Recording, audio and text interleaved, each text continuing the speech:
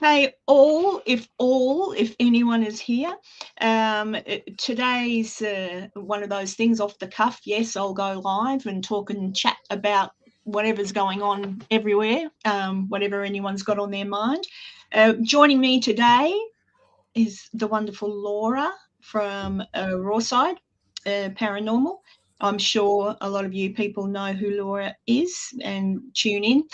She obviously doesn't have a face on today, so Nope, and my hair is not done either. yeah, no. So she's hidden behind her little logo there. I need to put like a Laura face on it. I don't know. Oh no, you need to do that, don't you? You need to make a little Yeah, face. there it is. Edit avatar. I was trying to figure out how the hell. Yeah, an avatar. That's it. But it's not as easy. Don't. Oh, before we went live, everyone trying to get Laura up and running. It was weird. I don't know, but she's here. She's here. I have asked Enzo to come along, but I do these things last minute, so I hope Enzo's not relaxing in a bathtub or. Well, he can still come on. We'll take it. We'll do that. Yeah, I suppose. Hey, Cheryl, how are you coping with the heat? What's it like there? I know down in Victoria they're having a heat wave. A cool breeze has apparently come through this morning, but Laura, over here when we have a heat wave, it's generally in the high 40s, which I think, oh gosh, what would that be in yours? Like hot. Cook an egg in the sun, hot. Right. And it usually goes for a couple of days at a time. So when you get a bad heat wave, you just hide where you can. And if you've got air conditioning, etc. Hey, Tanya, look, I'm wearing a sort of crown for you. But yeah, down in Victoria, a lot of the wild animals just aren't coping, like possums and koalas and like possums falling out of birds. There he is. He's in the chat. What's he doing in the chat? All right, Enzo, get dressed and get on here.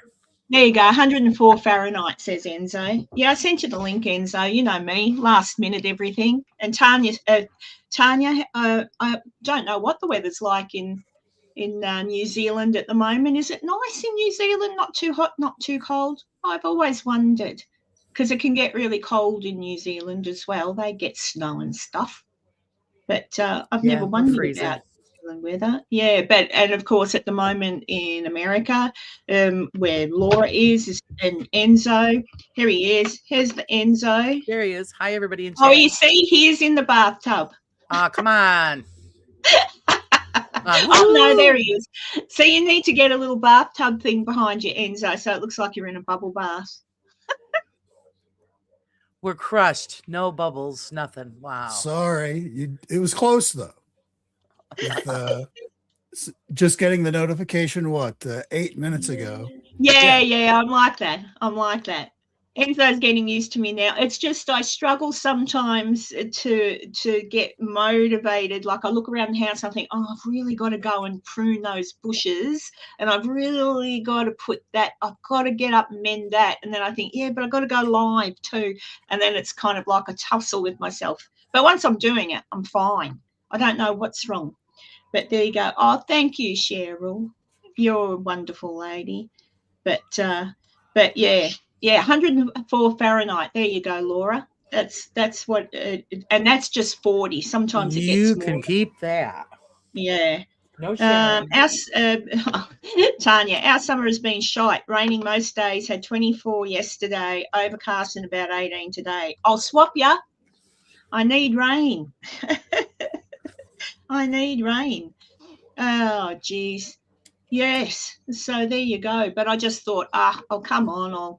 I have been last week, Laura. I was talking. I don't know if you might have tuned out by the time I got around to the subject that I was talking about with Enzo, the Jack the Ripper murders. Oh no, I was listening. Oh, you were? Yep. I've been down the rabbit hole, and I'm still at the bottom, and I'm trying to climb back up. But everything I listen to, they go through all the general suspects, none of which I think did it. I've listened to everything. I've listened to multiple views You know, some people say, oh, we're definitely this, and some people say, nah, no way, not that. But then I've read some old newspaper clippings from the time and all that sort of thing, and I'm like, I still think I'm onto something, Enzo. I still think I'm onto something, because every murder, 15 minutes tops till the body was found from when the victim was last seen. So there were witnesses that said, oh, yes, we saw Mary chatting to a gentleman, and then 15 minutes later, you know, we saw coppers found the body. So I still think, and whoever it was had to have an intricate knowledge of the area. And that was the other thing. When I went to England, I did the walk. You know, they take you around on the walk of the areas, and they're really close. So yeah, either someone who lived there and knew it really well, or, as my opinion goes, a copper, a policeman. And I'm still on that track. So now I'm researching, trying to find out more, keeping away from Jack the Ripper for the minute, popping him over there, and researching more how the police worked back in the day, and what their, you know, schedules were generally, like what hours did a policeman work, what kind of person did you have to be to join the police force back in the day, and things like that, so that I can get a better idea. And I've got a pretty good idea about that anyway, because back in the day, if you wanted to be a policeman, you can come from any background whatsoever. So it wasn't, you know, and you didn't necessarily have to be too smart, I don't think. I think they just liked you to be reasonably well presented. So, but I'm still looking into that, because everything they say about Jack too, in regard to what he looked like from the witnesses, is that he wasn't overly tall. He was about 5'7". Now that's about my height, and I'm not short, but that's Average. But back in that day and age, that was still on the tall side, because people were really short back then. Yeah. Little. So yeah, so I'm gonna break it all down, then put my idea together. And like I say, you can't say, you still, even if you said, yep, definitely a policeman, then you're still not going to know who it was. Like you'd have to absolutely have records that were, you know, absolute records of those dates with what policemen were on duty at the time, or what policemen were off, because I still think it was an off-duty policeman, not someone on duty. An off-duty policeman knew when the police were coming, and still, like I said, to get if it wasn't a policeman, anyone you could necessarily trust really well to get his victim exactly where he wanted them at the exact right time, in order to commit that crime and piss off before the cop would come back around again. So that's why I just think that's what it is. Oh, Cheryl says it's about to rain down where she is. Very good. I wish it had rained here. My poor Trying plant. to snow where I am. Oh, trying. I thought it had been snowing. No, I mean, well, obviously we had the big storm last week, but it's settled down a bit. There's some flurries kind of bordering where I'm at. I may or may not see any of it. Yeah, same here, on and off a little bit, but it's a whole 6 degrees right now. 6. What it is for me? Let me take a look. Good Lord, it's cold. For me, it is 16 degrees Fahrenheit. That's -9 Celsius. No, it's 29 here at the moment, and it's morning. So let me see. 29 Celsius to Fahrenheit is 84.2. 84 Fahrenheit. It's pretty comfortable. Yeah, that's not too bad. Yeah. But it's going to get a bit hotter today, I think, because, as I say, it's only morning time. It's 20 to 11, so we'll see. So glad we don't get the extremes like the USA. Yeah, USA and Australia get extremes. It can go from bloody cold here, like, yeah, to the point where it's snowing in places it shouldn't. But, yeah, nothing like America. America cops it really badly. Like, it really does. Even in the same place, it's just the way that just these massive weather systems, like for me, tomorrow, the forecast high will be the first time it's been above the freezing point in like a week. We can. Ugh. I must admit, though, I like going to bed when it's cold. And yeah, but I remember when I was in Virginia City when it was snowing, and I went to bed and I was nice and warm and I had the blankets, but my nose was still really cold. Yeah. I still remember that and thinking, oh, I felt so warm except for my nose. So I was like, Yeah, got to put the blanket up over the nose. yeah. And then, of course, because it's cold, you don't want to get up in the morning. Tanya says you can have that coldness. Oh no, we like to share. We do. A little Look at snow that. myself. Snowing already. Well, it doesn't look like. Well, where's that again, Enzo? That's that same bar over Oh, on. Where behind are me? they? Yeah, this is out in the Virgin Islands. This is the Yeah, island of St. John. St. John. St. Virgin John's. It certainly doesn't look cold there. No, All they're those having a good ladies time. barely covered up. Oh, I tell you what. That's the wait staff. They work for tips. So Oh. Yeah, but the girl's sitting there too. She's got her legs hanging out and bloody hell. I'm old fashioned, says me. No, not really. If you got it, flaunt it, I say. Respectfully so, though. Respectfully so. The amount of times I go to the shops or the store with my daughter, and we go in, we've got shopping centres here, which I guess a mall, and I see some girls walk in, and I swear they're in their pajamas. I've seen people in their pajamas, the shorty pajamas, the silky shorty pajamas, pushing their babies in prams. I'm like, what are you girls doing? Do you want more? Like, and then my daughter says, oh, you shouldn't be like that. That's so old-fashioned. And I said, no. I said, it still stands today that if a girl's got it all hanging out, she's asking for people to look. That's what it's for. Follow up on St. John here behind me. This is a live shot. This is going on right now, and it is 81 degrees Fahrenheit. That's 27 degrees. Well, get some rest. Keep Celsius. warm. How'd you mess up your shoulder? Cheryl says they have a lot of pajama shoppers down here. Yeah, but shorty pajamas, little shorts and the silky tops, like proper, like actual, like honestly. And then, or other girls that are just wearing like a sports bra and a sports bra and their tight sporty pants, and I'm like,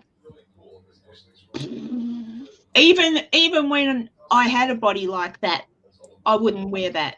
I'm out in public. Like, that's something you wear those outfits when you're at the gym because you're working out or whatever, or you wear something sexy or whatever when you go to a dance club or whatever, but not going out doing the shopping. Jeez. Anyway, you can see how old-fashioned I am to a point. So did you see, Enzo, those nurses that got fired in America for what they did? Did you see that, Laura? The crazy nurse that said horrible things. Like describing how to poison people and stuff like that. Oh God, no, I didn't see that. You didn't? No. I'll just show you. This is someone else's thing, so I don't know how long this goes for or whatever. I'll share this and just listen to. I'll cut it off when it goes back to the other person. But how do I do that? This is the one that was telling people how to poison people. I think it's this one. Is it that one? No, it's that one. Share with audio.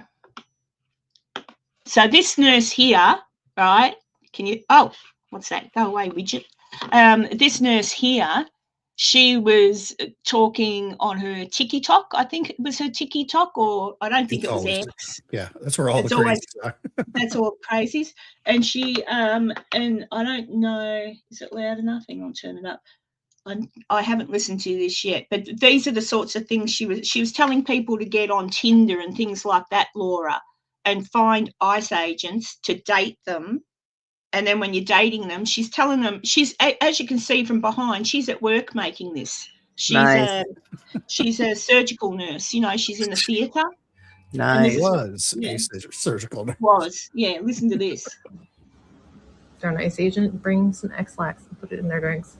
Anybody got any poison ivy, poison oak in their yard?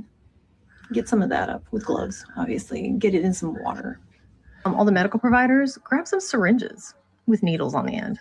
Oh my God. Have them full of saline or succinylcholine, whatever. Oh my Now look. God. Yeah.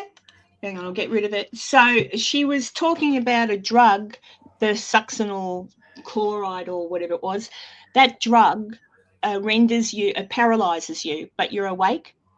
So if you inject someone with that, they're awake, they can feel everything, but they can't move. So she's saying put poison ivy in water and spray them with that. Go on and date them and put stuff in their drink, poison them. Like she was saying, Kill them. Yeah. kill them. Nice girl. Well, she's out of a job now. I hope so. I don't know. I'm Yeah, kind of a sucker for a redhead. I might check my. I don't know, Enzo. Here for a second. Let me see. Is there an antidote I can take for that? Yeah, an antidote. Yeah, well, she got caught, Tanya, like obviously because she showed what. But the What about scary TikTok? thing is, Old Yeah, Planet Star. tells you how Yeah. bright she is.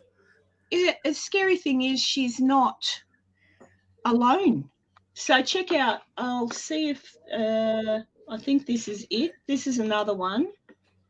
This is a midwife, Laura. So if you don't already know the, what's her name? I can't think of her name. The girl that does the press for President Trump. She's the girl that gets up in front of the press and does the talking for President Trump. I've just gone blank on her name, but she's pregnant, right? So a midwife, here we go with another crazy. She's in trouble too. She lost her job. Where are we? This one. That's Caroline Levitt is the person. Thank you, there in pink. Caroline Levitt. So listen to this crazy. Directed at White House Press Secretary Caroline Levitt, who recently announced she's pregnant with her second child. As a labor and delivery nurse, it gives me great joy to wish Caroline Levitt a 4th-degree tear. A 4th-degree tear, one of the most severe childbirth injuries. I asked people their take on the video. Especially if it's a labor and delivery nurse, like I'm trusting you with one of the most sacred moments of my life. I would definitely be very uncomfortable. The video was later set to private, but not before it got clicks. The Libs of TikTok account reposted along with a photo that appears to show Lawler wearing a shirt with a political message about President Donald Trump. And anyway, that'll do for her. But where have I gone? Yeah, it's TikTok is just full of crazy people. And Yeah, I guess so. they live in such this bizarre tiny bubble that they think only like their friends and their allies are the ones that are going to see this messaging, not everyone else on earth that can access that program. And they just say the dumbest, stupidest things. There's a couple people I watch on YouTube that's their entire show is just their clips Stupid of things. acting crazy. Wow.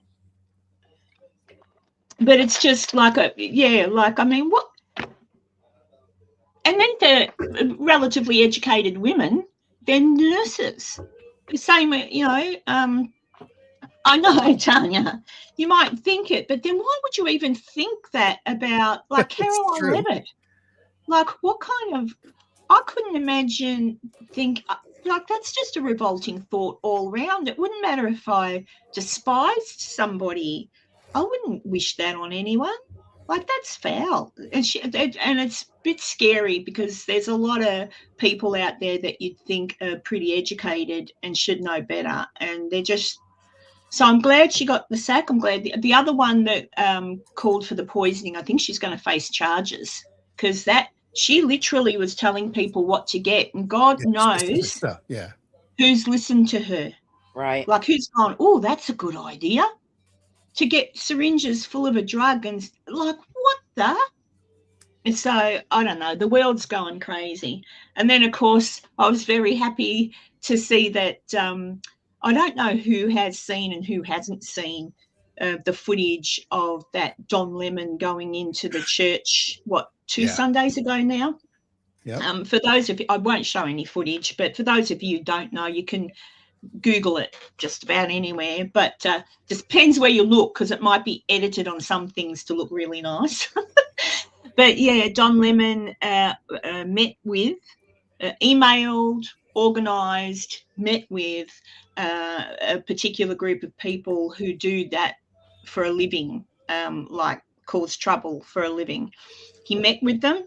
He knew their plans, and he wanted to go in with them and report on it, right? But he knew what they were doing. He knew where they intended to go. He knew that they intended to disrupt. And He was riding in the same van with them. He was in the Going same to see. van. He absolutely knew what was going on. So they go to a church. Apparently, all of them went into the church and sat at the back of the church, waited until the pastor got to a certain point of, everyone was praying and they were playing music, and then they all stood up and started screaming, you're a Nazi, you're a sinner. Communist gobbledygook. Communist, you're a communist, you're this, you're that. No, they are the communists. Did Jesus wear a suit? Do you care? so cringe. You white socialists, you're this, you're that.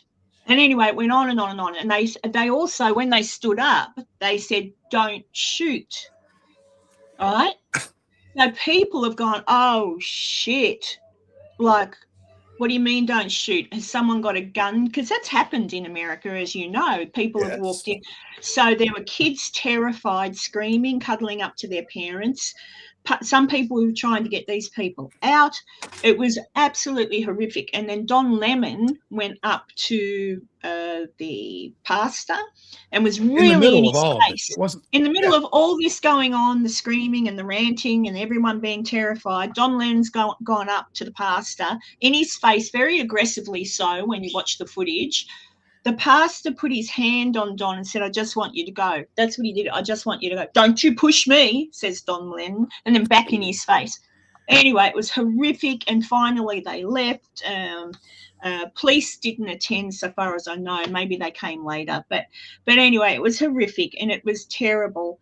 And in America, as Enzo and Laura know, you've got your First Amendment, your freedom of speech, but press sort of protected in a way. Problem being that Don Lemon you're not allowed to do that. Even if you press, you're not allowed to go in and do what he did. There are very specific laws in the United States about what can and can't happen involving a church, a place of worship. Yeah, and they did that. I think it's the face law or face something, which was for the it was designed against KKK, where to avoid exactly this, of them coming into the middle of a religious, ceremony, or not even a ceremony, just a religious gathering, and busting it up by just being interfering and all that stuff. Nobody went to fisticuffs or stuff like that. I'm sure there's plenty of churches south of that area that there would have been met with violence, but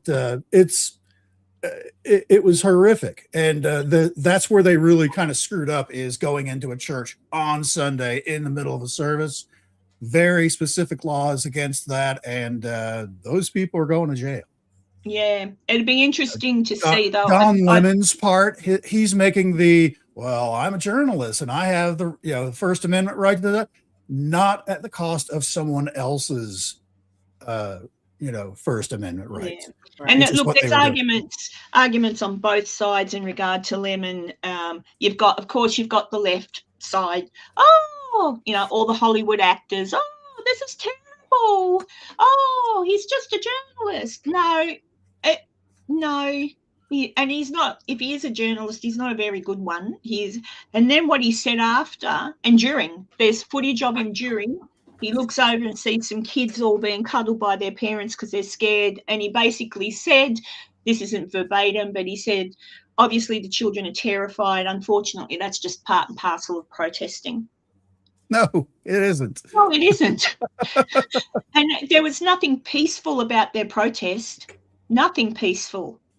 And they shouldn't have been in a church. And then they're trying to say they were invited into the church. No, they walked into the church along with everybody else and didn't seem to present as if they were going to do that. And of course, everyone's welcome in a church until you stand up and start calling people Nazis. And then he said that I'm a Christian. I'm just not that kind of Christian. And to me, it's all white supremacy, white people in that church, and it's what a white supremacy. Like, he's a nut job. All of those they're people all are nut great. jobs. You know, so I don't know what's going to happen. From I don't know a what's gonna legal get perspective, it's going to be depending on whatever evidence that he knew about it and knew what they were going to do and all that stuff that they can prove in a court of law, kind of a thing. Like, if he had not entered the church at all while that was going on, and then and just afterwards, reported from outside. you had reported from outside and then interviewed after it was all over, the pastor That's and other people different. inside and stuff like that. Very different. I don't think anyone would have any problem with that. I mean, it's still kind of low and kind of gross, but Yeah. from a legal point of view, that would be totally acceptable, I feel, in the eyes of the law. And But not what he did, and knowing full well. And that's the other thing. He recorded himself before the event. yes, because he's an idiot. So I don't know, but he still thinks he's going to be a martyr now, and the left obviously is Don Lemon, and so I don't know what's going on in the world, but it's crazy. But anyway, that's enough of that. I just thought I'd touch on that because there's a lot of people that don't understand what's going on. That everything in the regular news gets whitewashed. So so everybody thinks there's nothing, if they're watching just regular news, they'll see it as thinking, oh God, what? They've arrested a journalist, because they haven't seen what he did. They go by what he says he did.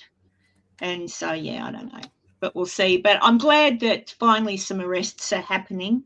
And I just hope that things get tidied up a little bit there in Minneapolis, and a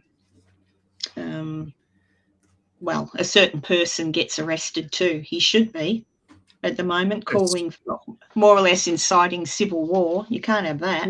There's a lot of folks, I think, have a dark future in their ahead of them. That well, you hope think they're so. untouchable, but they aren't. You hope so, because you can't. I don't know.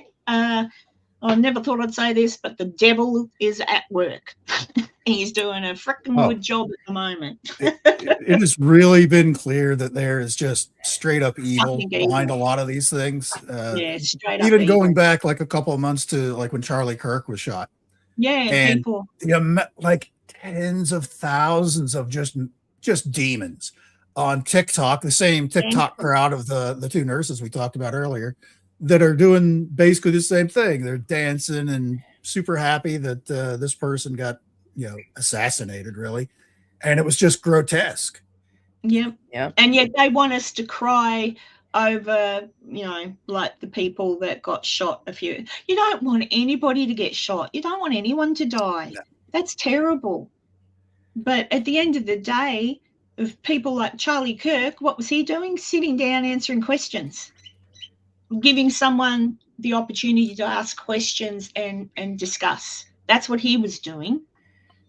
And then you have people, I must admit, I've seen the footage of Preddy, the nurse, the one that got, and it doesn't matter how much I watch that, it's kind of like possibly a little extreme. However, I wasn't there. He did have a gun. And when tensions are high like that, and you've got someone like him spitting, kicking, yelling, and then someone called a gun, I understand, but we'll let them investigate that one further, because The biggest thing that a lot of people get mixed up in all of that is they're watching like multiple angles of slowed down, almost frame by frame video. All of this, the entire thing where Happened in a they few grabbed him seconds. and were wrestling with him was all like maybe 4 seconds, maybe Yeah. 5. So that's what I mean. I'm not. I like when you look at it, you think, oh, okay, but you're not there. You're not one of those Right. policemen that There's a lot of things we just don't know. Ears. And know? if you think about it too, the whistles were blowing, people were screaming at them. You know, they were trying to clear the way. This guy's fighting them. All those people blowing the whistles, screaming, etc. It's also their fault, because if they had been standing there peacefully doing nothing, just shouting out, "Go away," like ice, bugger off. That's Right. peaceful. What they're doing is not peaceful. It's inciting violence. It's violent. And these poor coppers that come out and trying to do their job, and then you've got idiots like this. You know, you're allowed to carry, like that's the Second Amendment. You're allowed to carry a gun and everything, but he shouldn't have gone into that situation with a gun. That dude. Well, Like, technically, you don't he do was that. illegally carrying there in the state of Minnesota. Yes, he was licensed to conceal carry in Minnesota. However, part of that whole thing is you have to have your concealed carry permit on you, and you have to have a picture ID, which he had. And he had neither. nothing. And that's the scary part. You wonder, all right, he didn't have his ID on. He had extra, because it was a week before, I think, 10 days beforehand, that he had a rib broken. Yeah, from wrestling with the cops, and there's video out of that incident where he kicked at a car as it was driving away and kicked the tail light out and all that stuff. So they wrestled with him there. Yeah, he was an instigator. He was looking for trouble. And he was being paid to do it too. So, but it doesn't matter. You still don't want to see. You don't want to see someone. He's still someone's son. He's, you know, someone's friend. You don't want to see people lose their life over something so stupid. It's stupid. Like, until Glock comes out with a stun setting on their weapons, then this is what we have to deal with. Yeah. Yeah. Cheryl says if she lived over there, I'd be too scared to leave my house. Well, Depends where you are. Minnesota, maybe at the moment, maybe, but I don't know. It's even in Minneapolis itself, which is where you see all this stuff on TV. It's only like a couple of different streets, intersections, and blocks. It's not like it's the whole city. It's not like it's the whole state. All of that stuff. It's, you know, the rest of the United States is thinking just like all of you are out there now. It's like, what the hell's wrong with these people? Right. Well, that's it. As Trumpy said the other day, they've been to all these Memphis, the one where you get the not Louisiana. You know, where you get the show you boobs and you, New Orleans. New Orleans. They've been to all these places. Washington. Look at Washington now. Of course, you're still going to have some crime happen, but they've cleaned it all up. And that all that's happened is the police in the places where they go say, yes, we've got X, Y, and Z in our jail now, if you want to grab them. And go for it. Who do you want to go and get? Great, let's go get them. And it's done. They're in, they're out. But for whatever reason, obviously Waltz has got sour grapes because he wasn't elected. Thank God he wasn't elected to office. But it's just crazy. But you know, and we've got things happening here too at the moment as well. Like we had our Australia Day marches. And at the same time there was the Australia Day marches, there was the rally against Australia Day. Excuse me. And we had people burning the Australian flag and all that sort of thing. And I find that disgusting. That should be illegal. I think, is it illegal in America yet? Has Trumpy made that illegal to burn the flag? It is still considered one of your rights that if you want to burn the flag, you can. Yeah. Well, it shouldn't be. If you want to burn your flag, it makes me mad. Country. Even if you're American and you want to do that, bugger off to another country then.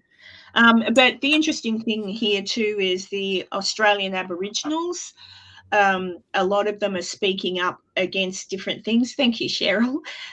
Speaking up against what's going on. And they're getting hate. They're getting hate from the left because we've got the same problem. We've got crazy left people here too. And I don't know, it's a mental disease. I still think there might be something going on. And some people are just more susceptible than others to being brainwashed. I don't know, because I watch everything and I try and watch it. It's social media. When you get on social media, you can hear from whoever you want to, and if it's someone you don't like, you start blocking them and exit. Basically, you end up only having people that you follow that agree with you. Right. And to the nth degree. So you've built your own little walled in little circle of nonsense without any opposing views to come in to say, maybe that's not true, or maybe that wrong, you're out. You get kicked out. You still have a moral compass as a human being. Humans are pretty violent animals, always have been, but most of us have a moral compass. Most of us know that if you're angry about something, you follow the right, you write a letter, or you go to Parliament, or you go to Congress, or you go, you follow a certain path to voice your disdain for whatever might be happening. Or you protest peacefully.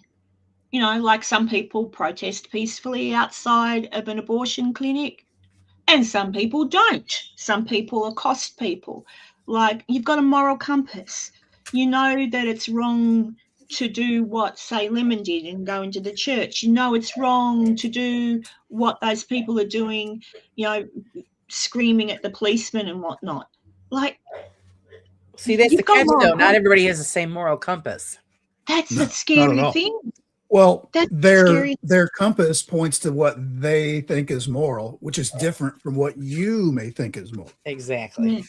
And do you think it's because some people, like I used to say the same thing, God, schmod, I don't believe in God, what a load of crap. I always did. You can go back and find old videos of me going, bloody God, there's no God, rah, rah, rah, rah, rah. Whereas now, I'm completely, and I will say it was since Charlie. I was starting before Charlie because I was watching Charlie a lot and listening to what he was saying. And then when he was murdered, I've gone, just a flip. And Enzo knows what I mean too. And I think probably you do, Laura, as well. A kind of flip came for a lot of people. Like, there was a change in the air. It was kind of like, whoa, this is weird. And there was a big change, but it's still tricky. It's still tricky to know. I don't know. I believe now, and I believe that there's something not right. But see now, Tanya, that shows me Tanya has seen footage. One video. One video that shows me what Tanya's saying. I already know what she saw.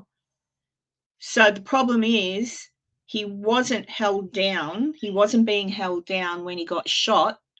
He had started to get up and he reached into his side pocket. I think it's possible because there's other video from another angle with when they were tussling with him that they saw his gun tucked in his back of his pants or on a holster or whatever. They saw the gun. You see one of the guys pull the weapon away, and it probably at that time he probably was like, gun, and he grabs the gun and moves away. Then basically and of course, his fellow police officers are, because they were all Border Patrol. The other Border Patrol agents all heard that, and they're looking, of course, at the guy now that's, they're tussling with. It's like, where's this gun at? Not seeing that one of them had already grabbed it and had turned around and they couldn't see it. And there's one or two things that happened. Is that particular weapon that he had is notorious for going off by just like yeah. There was they think that the gun when it's grabbed, it may have gone off, but in either case, even if that didn't happen, the guy that's on the ground, the nurse was on the ground. He also hears a weapon, and by instinct he reaches for where it is, maybe with the intent of, oh, I'll give it to you. Here it is. Maybe not.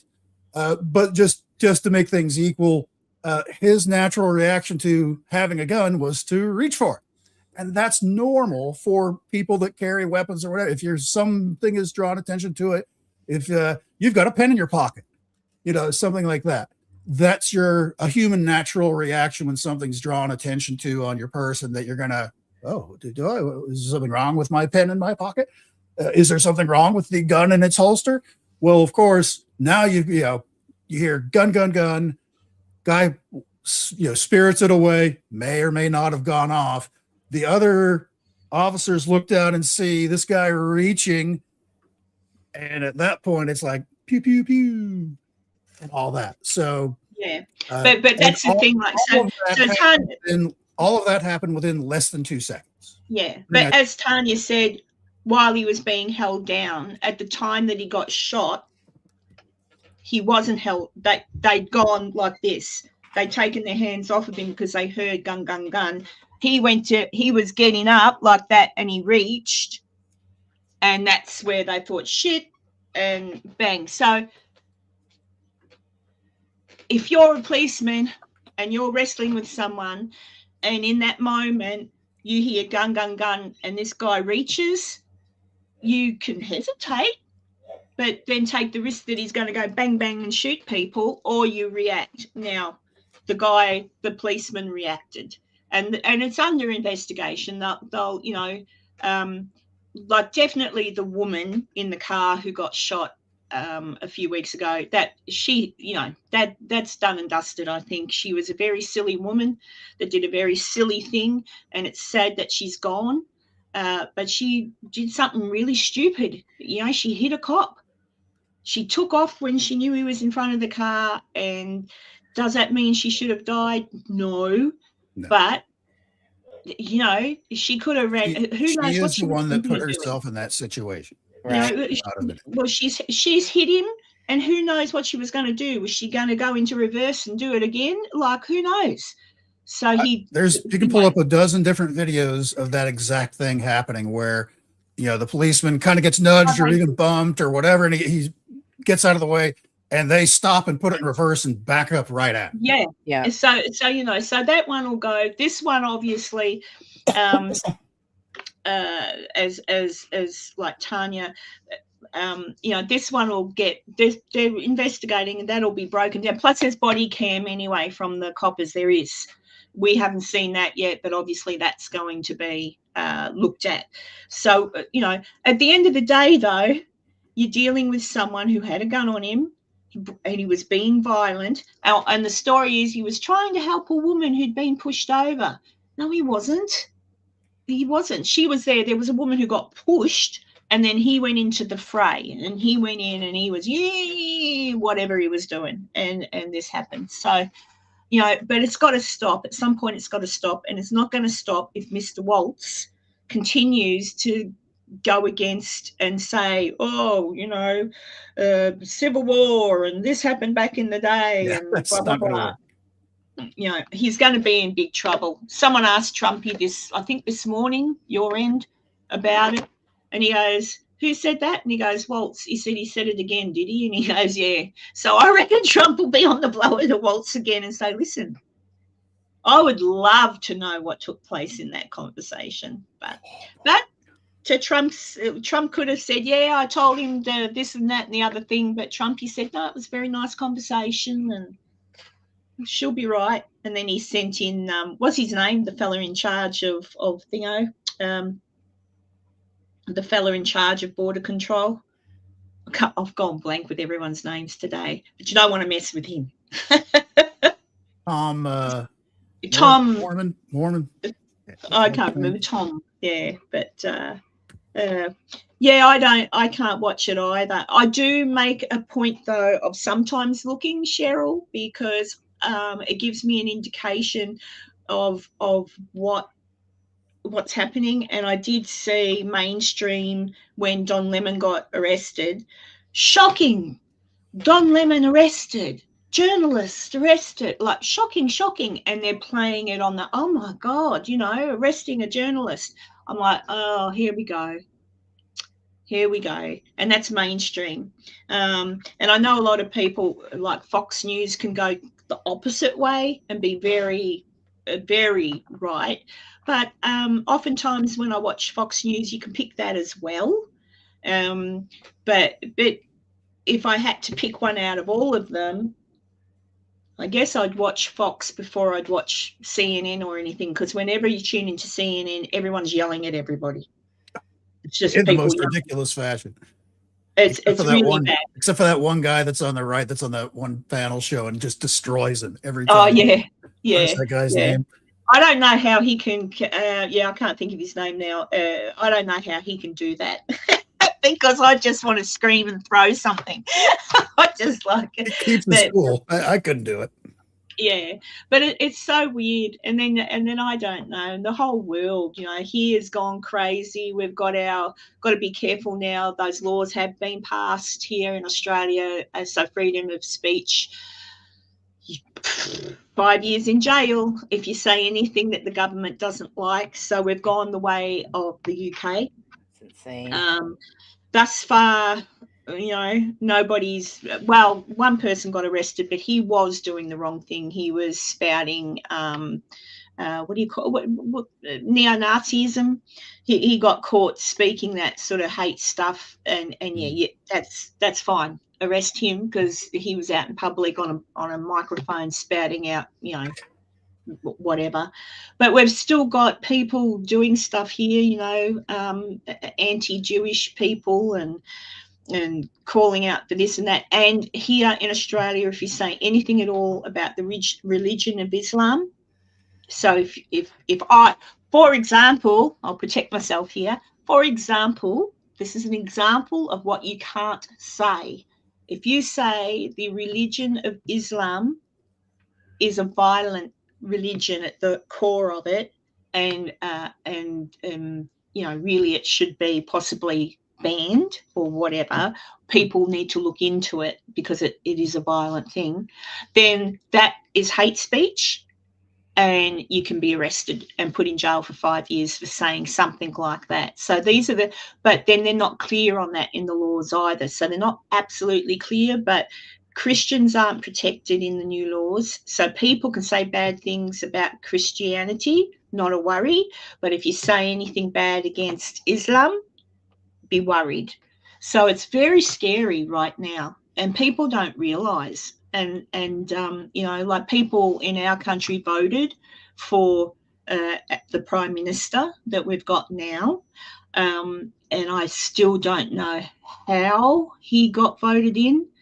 But it's mainly probably because people are just watching mainstream news, and a lot of people heard Liberal was doing the other party was doing okay up until a few weeks before the election, when the Aboriginal lady Jacinta said, "We just want to make Australia great again," and all of a sudden the spin was Trump. So there was a Trump spin, a MAGA spin put on that party. And I think people watched that and went, oh, I don't want anything to do with Trump. Oh, I'm not voting. They're going to turn into Trump. I'm like, oh, honestly. And they lost. And now what have we got? We've got what looks like, again, I've got to be careful what I say because I am in Australia, but it looks like we're going the way of the UK, New York, like the mayor there, what he is, it looks like that's what's happening here. So the sooner we get an election to happen and we can vote these sorts of people out, the better. But I don't know when that's going to happen. I'm surprised that the guy is still in office, to be honest. But it's pretty scary times here in Australia. You've got to watch what you say. You know? Have you seen the Amelia memes out of the UK? Purple-haired girl. Oh, no. No. This is like 3 or 4 weeks into it now, but somebody there in the BBC made this like online kind of role-playing game, choose your own adventure style thing for kids. And it was all about choosing like the right person to hang out with kind of thing. And Amelia, who was this cartoon character, she had like kind of purple hair. She was the bad person, I think. And basically she was basically putting out right-leaning type tropes out there. And she was supposed to be like the bad guy. You were supposed to go with, the left person that is all about inclusion and blah, blah, blah. And, assorted flags at every ceremony, all that junk. And apparently looking at the data analysis, all the kids were picking Amelia. Every kid thought Amelia was great. And now there's a ton of Amelia memes of her going around, save London and blah, blah, blah, all these things and showing all these things that are wrong and all that stuff. And it's hilarious. They're scrambling now, trying to cover it all up. Oh no, we didn't put that out. We have no idea why people are doing this. Yeah, all that stuff. It's very funny. Just Google UK Amelia meme. You'll see a million of them. Here in Australia, we've got Pauline Hanson, and her party is called One Nation. And at the moment, One Nation is getting a ton of support to the point where they're actually, if they play their cards right, they still a lot of hard work because of how our political system's made. But there's every chance that if she gets the correct following and the other parties don't bring up any more false charges against her and try to put her in jail again, there's every chance, there's every opportunity. She might not be able to be Prime Minister, but someone in her party could, because it's the way it's all set up here. But she's gained so much support because she's very much against, all that sort of stuff. She's got a movie at the moment that's been playing, and I've seen clips, and a bit like what you're describing there, Enzo. It's very much making fun of the left. And there's a girl called Holly Valance who many years ago had a hit song with a song called Kiss. And Holly Valance rewrote her words and made a new song for the movie, which is very right, and talks about all different sorts of things. And it's a big hit.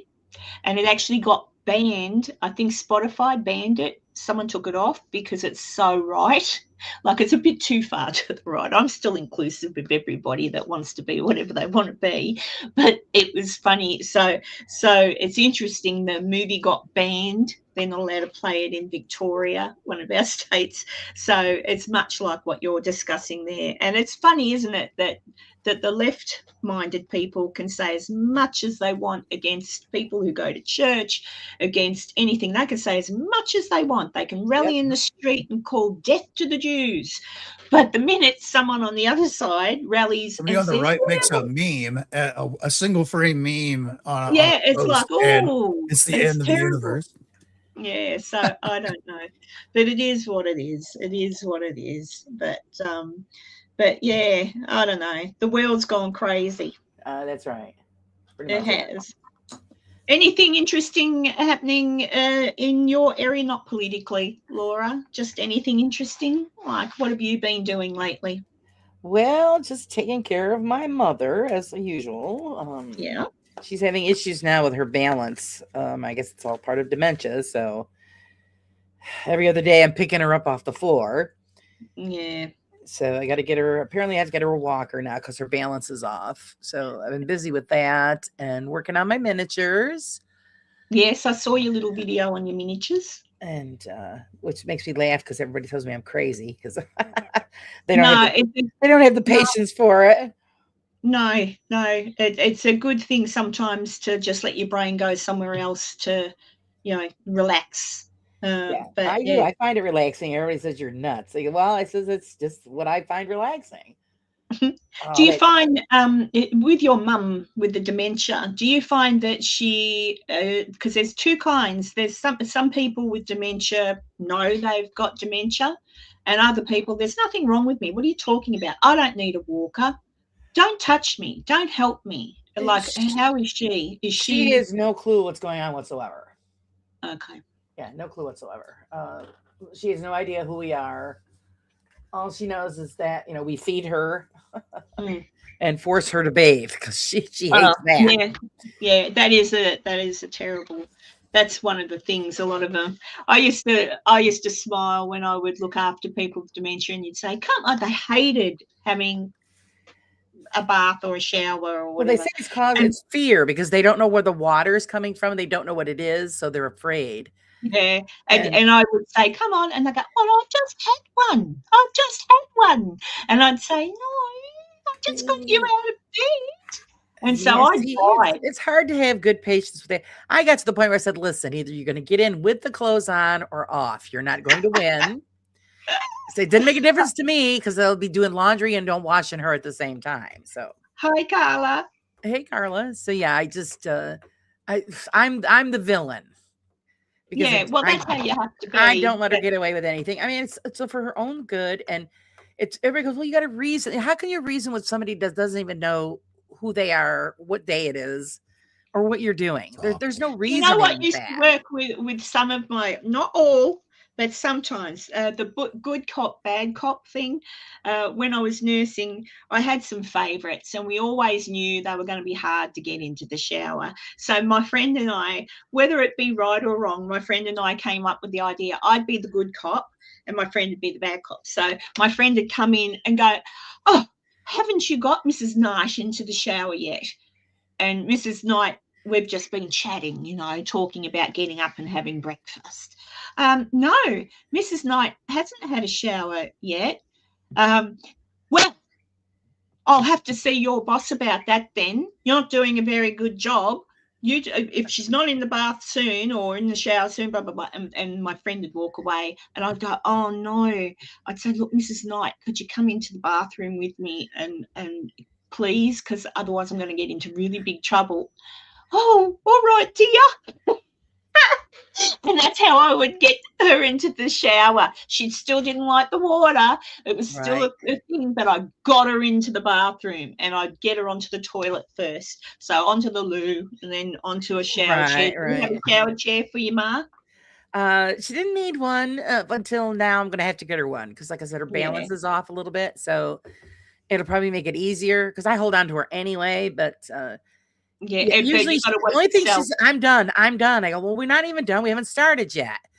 And it's her way of saying, you know, she didn't want any part of it. But once I get her in there and then she feels where the water, you know, feels it and feels where it's coming from, then it's, you know, I go, "Oh, now isn't this nice?" Yes. See, my mother is very limited on speech. It's so sad. And it is sad. But I always tell everybody, you got to put up a wall because if you think about it, all you're going to do is cry. And so I don't have time for that. So I just do what I have to do and what she needs done, and that's all I can do. It's because you're doing a good job. At least she's with you. At least good on you, because it's bloody hard work. Very hard. It's extremely, and not just for the patient, but the family. It's the family. Very hard. Yeah, because all my sister does is cry. Yeah, because you're now no longer dealing with your mum. No, my mother is gone. Yep. Your mum's gone, but you've still got her body there to look after. I'm dealing with a 2-year-old baby. Yes. And the sad thing is that every now and then, it does get to a point where it doesn't happen, but every now and then, for whatever reason, they have a moment of clarity and they're there and then they're gone. Yeah, no, she doesn't have that either. Oh, you're so lucky. That used to be heartbreaking. It was really hard when she come to the point where she didn't know who I was. And that's just like getting, you know, punched right in the chest, you know, it's because she has no clue who I am. When I looked after my favorite lady, who I said Mrs. Knight, that wasn't her name, but when I looked after my favorite lady, I asked her husband, he'd come and visit her all the time. He was a farmer, big strapping man, and he was a good looking man in his day. And she was beautiful. She used to be in the theatre, you know, and there were no photos though. And I called him one day and I said, "Have you got any photos of you and your wife when you got married and stuff?" And he goes, "Yeah." I said, "Would you mind bringing them in and I can put them like, I would love to know. And he said, oh, all right. So he brought in a picture, and I put it near the bed, and she looked at it, and she knew it was her. And her husband visited her every day, but she never knew who he was. So he'd come and sit next to her in the visiting room, and she'd talk away to him, and he'd hold her hand, and she'd pull away, and she'd go, oh, I'm a married woman. My Frank won't like that. And that was Frank, right? And she'd talk about Frank. Oh, and he's this and he's that. And I do miss him. I wish he'd come. Oh. And he was right That's there. heartbreaking. And you'd see his face. And then every now and then there was that moment of recognition. Yep. And he would touch her, and then she'd look at him and she'd go, oh, Frank, take me home. And yeah, it kills you. It just killed you. And it was just like, what horrible, horrible disease. It is. You know, and it's just horrible. And I oftentimes think of Bruce Willis. Yeah. They call it a slow death, is what it is. It's a slow death. Your brain is dying slowly, and one by one, things start to shut down. And she still, what amazes me is she still knows how to zipper a jacket. She still knows how to tie her shoes. When I get coloring books out and stuff like that, she still knows how to color within the lines. She won't change color, but she, everything is like pink or whatever. But at least she still knows what the whole deal is about it. And then when Dad plays music, she likes music, and he'll dance with her in the living room. Oh,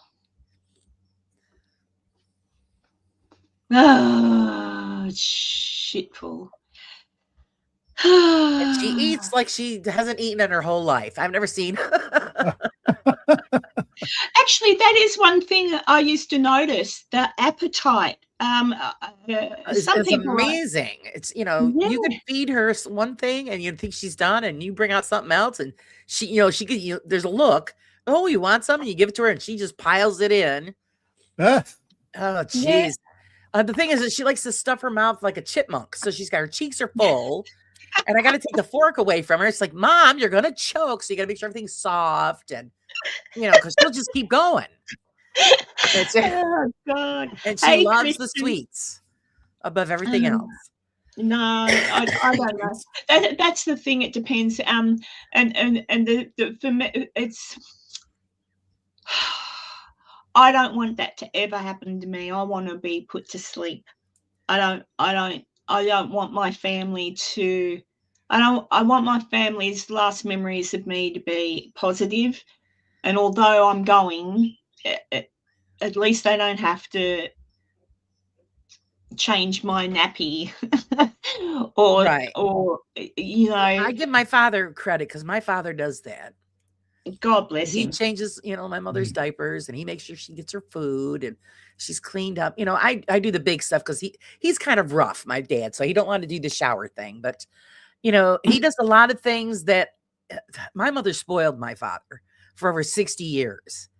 And he said, now it's his turn to spoil her. It's still sad. Yeah, it is. Yeah, Cheryl. When you see it so much, and that's why I kind of think, at what point, there's arguments for both sides, like you say, with your dad saying it's his time to spoil her. Yep. And when you think when you're born, it's kind of like it's completely reversed. Now you're the baby again, and it's just so sad, though. Yeah, I don't know. Very hard. Yeah. But yes, you deal with it the best you can, and yeah. Well, I wouldn't wish on anybody. And they say that it's it skips a generation, because my grandmother was very lucid. I mean, she still lived by herself until she passed away. And aunts and uncles, same thing. And then all of a sudden, my mother got it first. Then my uncle started with it, and now my mother's older sister's getting it. So it's hitting all of the children. And now it might skip me and my sister, but then I got to worry about my son and my niece well, and stuff. yeah, it's interesting because it's hard. Well, it's hard to say. My mum died because of lung cancer, and so my dad is 84 now. He's a bit forgetful, but he did have a little stroke, so But I mean, he's it's normal old age, that's normal. forgetfulness. But my grandparents, my grandma would be forgetful. So I'd go to my nana's house and I'd walk in and she'd go, "Oh, hello, love. How are you?" And she wouldn't call me Karen. She'd call me another name. Right. And I'd go, "Nana, it's Karen." And she'd look at me and she'd go, "Oh, no." And I think, but you've just called me another name, and I'm like, oh, but she didn't forget to, like, I don't know what it was. It was just, but again, when she was a girl, she had diphtheria, which affected her brain. To my knowledge, on my side of the family, there's only ever been Parkinson's, which is, I never want to get that either. Right. But no dementia that I know of. So it's pretty scary. And I've noticed, I said to my girls, I said, "Oh my God, I went to my son's house.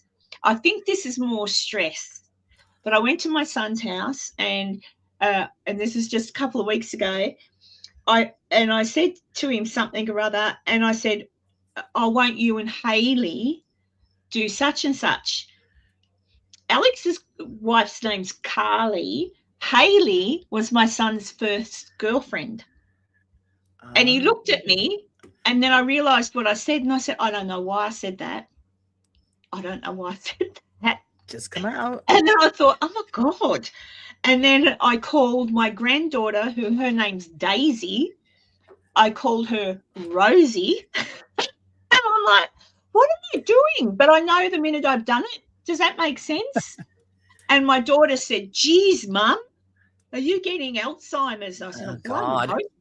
God. Oh, Jesus. but there's all kinds of different dementia, and it affects each person differently.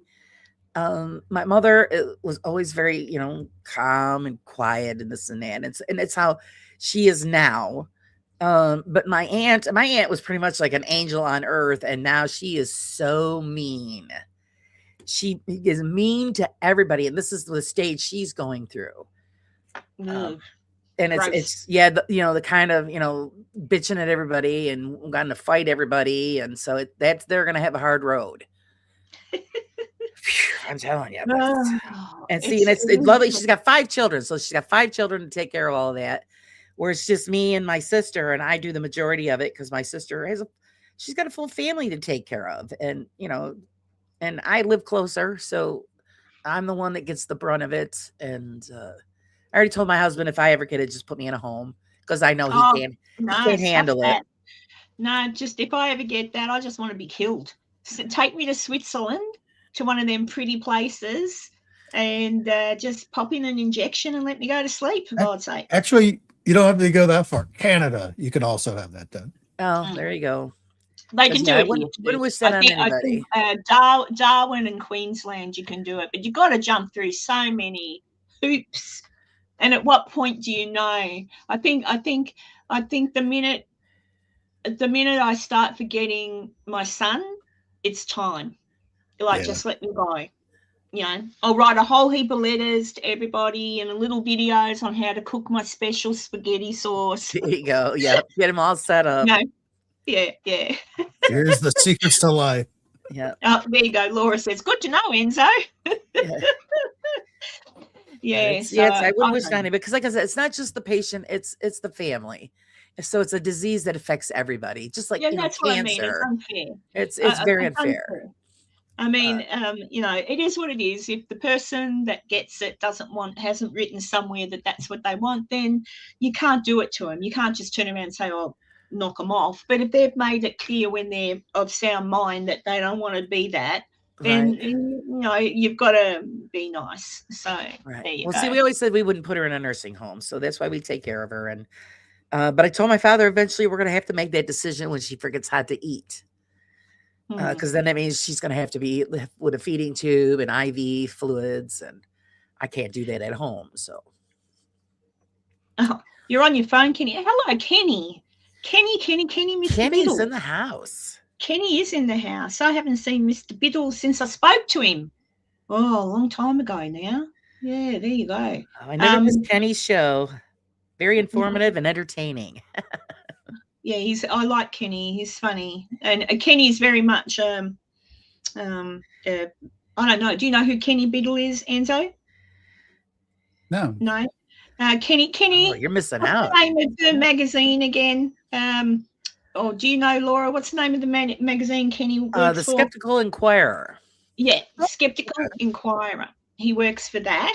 So he looks into a lot of different things. Hey, Kenny, I've got a theory on Jack the Ripper. Oh, yeah. You should tell that to him. Yeah. The Skeptical Inquirer. Yeah. We call Kenny the Dream Crusher. I don't know why. When I went to England, I went on the Jack the Ripper walk. You know, you get someone, and I went. Oh, Kenny will probably know. Russell Edwards is his name. He's written a book where he names Jack the Ripper, and and Kenny probably knows about this as well.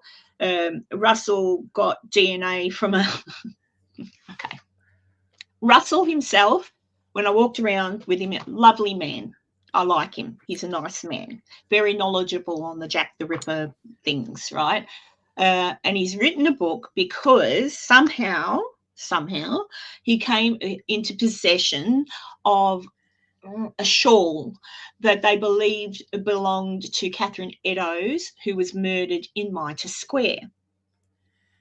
No proof that she wore a shawl, no proof that it belongs to her.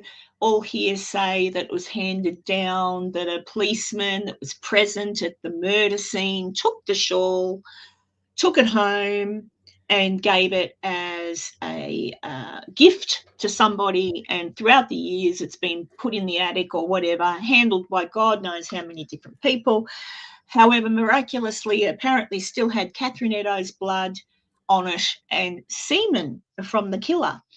It was DNA processed, I want to say more than 10 years ago now. And the problem with the DNA processing of the shawl was that it was done, so they say, incorrectly. But through the DNA and through some kind of, now I can't remember. It was a female member of the Eddowes family. And I'm not sure how he got the DNA for the killer's family, but he somehow got it, matched it, blah, blah, blah, which proved 100% in his eyes that he knew who Aaron Cole, I can't think of how to say his name now, Aaron Kozłowski, Aaron, a Polish boy. It was him. He was the killer.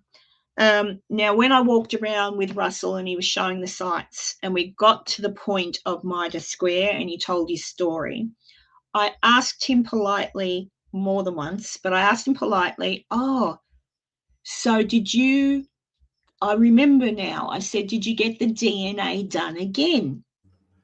Right, because this is years later. And he heard me, but he didn't answer. And other people were chatting. And I thought, okay. So then I asked again, and he definitely heard me, but he definitely did not answer the question. And I thought, okay, he doesn't want to answer the question, which in my mind's eye meant that, no, he didn't. And his book and his evidence was still based on that original DNA evidence that was held in question by a lot of scientific people at the time because of the way it was done and somehow the calculations. Not to mention that something else I've learned new about DNA evidence is that DNA, when it's old, can be matched up to just about anybody. Yeah, Kenny. Yeah, so DNA you can get up to, I think it's a 90% match on a lot of different people because we all come from similar backgrounds. I don't know. I'm not into I'm still researching that bit. But I just found that interesting. So do I believe that the fellow he says killed Jack the Ripper did? No, because I've also, at the moment, I've researched him as well. I'm still in the rabbit hole, guys. I'm still climbing up and out. But Kenny, my idea is this. Every murder that is said to be Jack the Ripper's murder, mainly the 5, because I've looked into the other ones too, and they don't match exactly, but there's 5 that match in the way that they were, cut open and whatnot. Each of those murders there's witnesses to people, except for Mary Kelly. There are witnesses where they've said, yes, I saw her talking to a fellow and it would have been around about such and such. So there's witnesses to say that they saw the murdered woman at a particular time before she was killed. So most of these murders, 4 of them, from the point of where the woman was seen speaking to a fellow and then being found by a policeman within 15 minutes, the majority. So 15 minutes after she's dead. So 15 minutes, she's found 15 minutes after she's been killed, which indicates that she's been seen chatting to somebody, happily chatting to somebody, right? 15 minutes later, her body's found. And I was saying to Enzo the other day and Laura earlier, the police had their beats where they walked, and it was 15-minute time slots. So a policeman would walk past, let's just say where one of the ladies was, Mitre Square, all right? Mitre Square where Catherine Eddowes was murdered. Police walked past that spot where she was murdered every 15 minutes. So every 15 minutes, a policeman would walk past that spot. So one of the policemen on the beat that night said that he was there at that spot on his beat. 15 minutes later, he comes back. Catherine Eddowes is there, and there's the body. Catherine Eddowes, before she was murdered that night, was in the police station. She'd been brought in, not arrested, but sort of brought in to court. She was drunk. Come on in, you're going to go in the cell till you cool down a bit. She said, I'm all right now, and I'm going by memory, so I could be off on times, but I think it was about 1:15 in the morning. And she said to the policeman that had her jailed up, I'm okay now, I can go home. So she, see you later, to the police and the police station. She walked out of the police station and down towards Mitre Square, and a witness said they had seen her walking with a gentleman. Then boom, she's dead. 15 minutes walk time. So all of these murders took about 15 minutes to complete from beginning to end before the bodies were discovered. Whoever did it knew damn well when the police were going to show up and how long they had to kill this woman. What gets me is, how could they time it? How did they know that they could get their victim, boom, there and then on timing like that? So they'd obviously been stalking someone, but let's just take Catherine Eddowes for an example. She's just left the police station.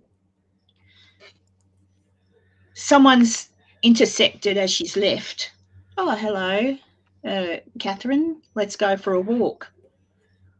And a lot of them also were seen to not, necessarily go gently with whomever. It was like, oh no. Like, I think my theory is it was a policeman, someone in authority, but mainly a policeman, because a policeman had full knowledge of the area. And whoever did these murders knew that area like the back of their hand. A policeman would have the authority and ability to say to his victim, you come in with me and you're not going to argue about it. And she would have, because it's a copper. It's a policeman. If she doesn't do what she's told, he might arrest her. I think Jack the Ripper was a policeman. I just don't know how to prove it. And I'll never prove who the policeman was, because so much of all the evidence for the day has gone. There was, I think it was floods or fire, or got rid of a lot of the evidence from back in the day. But I just think everybody's looking at, oh, it was a butcher, it was a this, it was a that. Who knows why he did what he did to these ladies? But I think whoever it was knew the area. And when you walk it, I don't know if Kenny's ever walked the area. I don't know if anyone else in the chat has ever been to England and walked the area, but 10 minutes, like each murder, so close. So it's kind of like, yes, it could have been someone who lived in the area, but it also could have been a policeman who knew the area. That's what they did. They walked around. They knew all the little back alleys. They knew probably most of the women that frequented these places. And that's the thing. A lot of the women probably thought, oh, that's so-and-so, the copper. He's safe. And he wasn't. I just think it was a policeman, but I'm working on it. I'm working on it. I don't think everybody else has got it wrong. I just think it was someone that was trusted by the women, someone that they would go with without question, and someone that was bloody quick and strong, because it takes, to do what he did to those women in 15 minutes, takes a lot of, strength. Let's put it that way. Kristen says, being a policeman would also put him in proximity to the investigations, which is something, yes, very good point. And that was the other thing too, because even now our serial killers oftentimes are watching the investigation, and they know, like, they take a lot of pleasure from being hunted, because they think they've got one up on the police. And so if it were a policeman, yeah, he would have been privy to what was going on with the investigations, because he'd say, well, I know tonight I won't hit because tonight they've got extra coppers doing the rounds, I know I won't do this because, like, yeah, so, it is. What's Kenny say? It's a plausible hypothesis. I'm not well versed in the cases to say one way or the other, but a police officer would have an advantage. That's right, Kenny. I think so too. So that's my, yes, hypothesis. I can't even say the word. Hypotheses. No, hypotheses. But I just, I don't know what made me think that the other day. I think it was actually because I was watching something else about a fellow in America, a policeman that had been killing women, and he got caught. But he was doing it. He was picking up young girls on the side of the road and then killing them. And it was a policeman, a sheriff. That was in the 80s. But there you go. So just because. But I just kept thinking, how did this guy manage to get away with it? 15 minutes, boom, done. And then he was never seen. Like, no one, people said they saw a man, or they saw the woman with a man. But then, shortly later, the body was found. So it's like whoever it was knew how to get the women quickly, and boom. But there you go. I think I'm right too, Banshee. It makes a lot of sense. Yeah, it does. I don't know. Maybe I should write a book. I'll write a animated picture book. But yeah, I just wish. I think in this day and age, whoever it was would have been caught very quickly.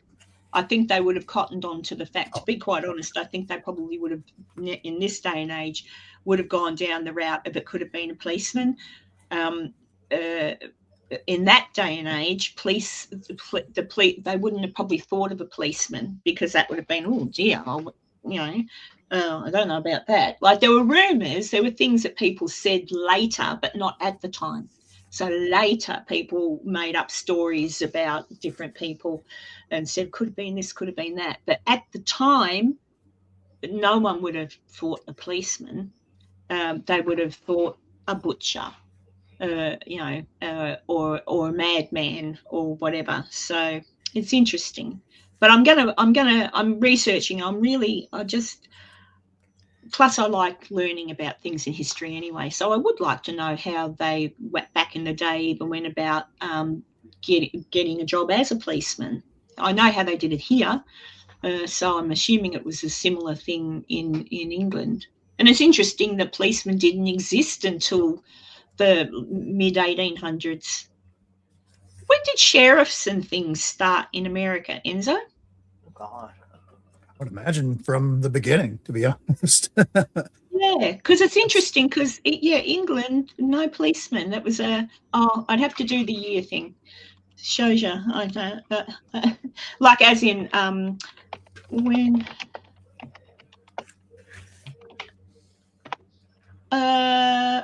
well, when did police become a thing? English.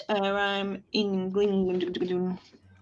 So in medieval England and stuff, they had their parish constables and watchmen. But yeah, modern policing. In the U.S., the first sheriff in the American colonies was appointed in 1634. Yeah. So, but I'm looking. Yeah. So the birth of modern policing was the 18th, 19th century. Yes. So Robert Peel, the Metropolitan Police Act, 1829. There you go. Oh, and that was the other confusing thing. The Sheriff of Nottingham. Wait a minute. Oh, no, yeah, but that was... there you go. Yeah. Modern policing, like to wear the bobby thing. But what was I going to say? I've forgotten now. Come off my mind. But yeah, so it's very interesting. Very interesting. And I think a lot of the times too, it was the King's Guard and things like that. Right. But, Probably. Yeah. So I don't know, but it's all very interesting. It's very strange. Very strange. But yes, so there you go. And Kenny, if you're still listening, I'm with you now. I don't believe in ghosts. I believe in weird stuff happening that's strange, and I think that's interesting. I still believe in some strange things, but I don't believe in ghosts anymore. I don't think. If there's anything naughty anywhere, it's probably just like, a demon. But a demon from the Bible, if that makes sense. Oh my God. Actually, I just found out yesterday they have a new app that you can download on your phone. Hear this one, Kenny. A demon detector. You just go straight to TikTok. I'm like, are you kidding me? So yeah, a demon detector you could download on your phone. Jeez, they're really reaching now. Wow. I don't know. Someone will put it in. Yeah. I just because I've realized Kenny, I haven't spoken to Kenny for a long time. He probably hasn't paid attention or anything to me. But yeah, I've told this story before, Kenny. I went to, when did I go to England? It wasn't last year, was it? It was the year before. Jeez.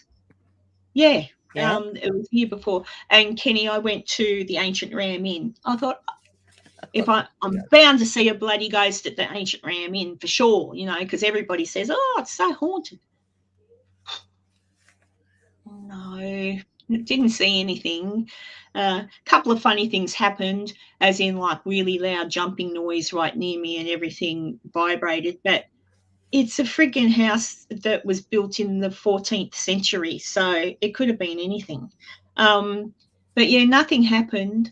But I had what can only be called like, I've explained this to you before, Enzo, and I can't think how to describe what happened. But I was sitting there anyway, Kenny, doing the usual, oh, is there anybody here type thing. And I'll admit, the house gives off a certain ambience, but it's old. But it's quite cute, actually. It could be really pretty if someone put in the effort.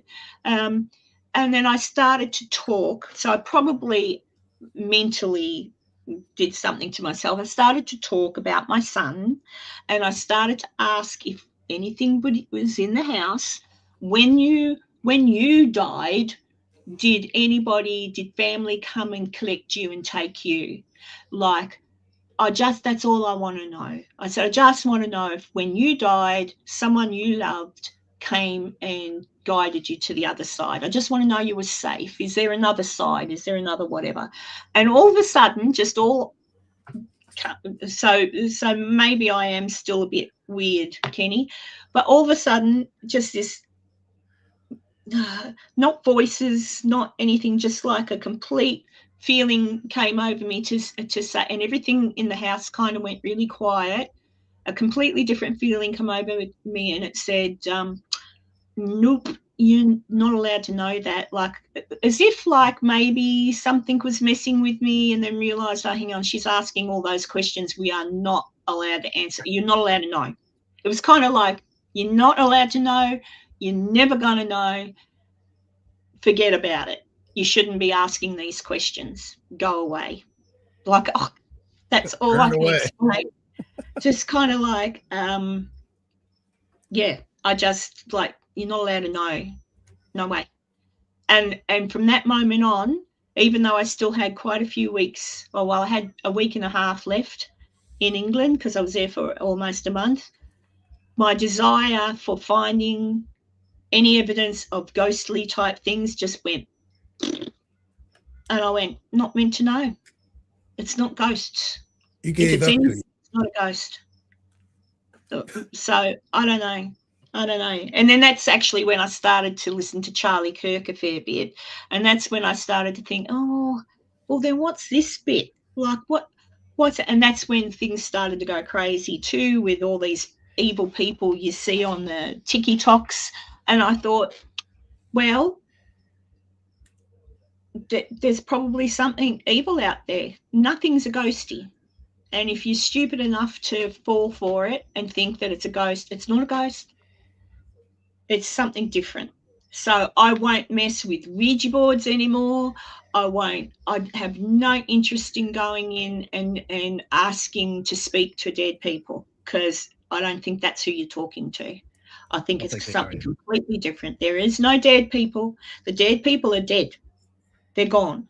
Somehow, if there's a God thing and they're able to, for a short amount of time, stay around and watch over their deceased peoples that they love, they do, but it's a short, very short window, and then you're gone. Where you go, I still don't know, but you're not here. You're not a ghost. You're not got unfinished business. If there's anything that's possible on a different realm, it's something naughty. I don't know. Hi, Kenny. Bye, Kenny. Nice to see Hi, you. Kenny. Nice. Thanks for popping in. But that's what I reckon. What's Banshee say? I lived with a ghost that broke my leg and then saved my life. Yeah, I don't think it was a ghost. Jeez. At least let him have his story. Come on. Hey? At least let him have his story. Maybe Oh, he's a yeah, good- no. Banshee's told, I'm sure Banshee's told me this story before. Was that when you were on the steps? Was that one? Go ahead and tell it again, Banshee. It's all good. I'm not going to take anything away from anybody. Everyone has their things, but I just know that I'm not allowed to ask. I'm not allowed to know. And it's not, there's no wait, ghost. how do you know that? Because I just know. I was told. By who? I don't know. Maybe it was God or Jesus Okay. or a ghost. I don't know. I just. You gave up too easy. By them revealing that, just means you're closer to the truth than they know. Yes. Yeah, you could look I at don't it. know. Yeah. I don't know. I just don't think. I do still think that when we die, something happens, and that's based on what happened when my son died. Okay, so when my son died, I had those few really weird things, but then they stopped. A couple of weeks, stopped, gone, just gone. So I still believe we go somewhere else when we die.